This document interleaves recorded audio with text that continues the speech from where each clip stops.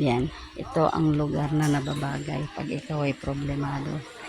Dito ka pumunta. Napakasarap. Napakaganda ng view talaga, nakakabilib. Ito yung tinatawag nilang Casa Peregrina. Peregrine dito sa San Mateo, Rizal. Kasalukuyan po siyang under renovation. Ginagawa pa rin po nila at marami pang kakaibang mga disenyo ang kanilang ginagawa. Ang ganda po. Ayan, overlooking po talaga. Ang ganda ng bundok ko. Ang lalim. Nandito po ako sa taas. Oh, diba?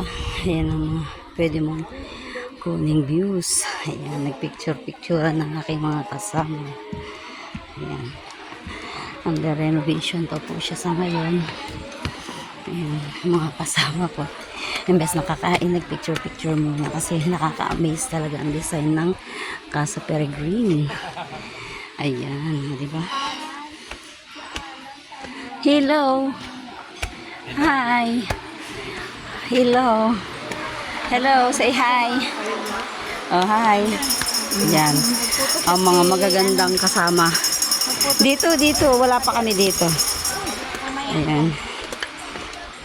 Ayun yung dalawa. O, tignan mo dun. Ayan.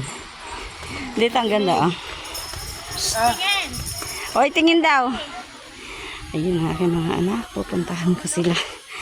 Asa dulo ang ganda. Kakahinga lang. Pero ang ganda ng design talaga. Sulit. Hindi ka magsisisi. Ayun, oh. Yun nga lang. Pag papunta ka rito, medyo liblib siya. Pero sementado. Hindi ka mahihirapan naman sa kalsada. Kasi okay siya. O, diba? O siya, hanggang dito na muna. Maraming salamat. Share ko lang po ang Casa Peregrine. Bye-bye.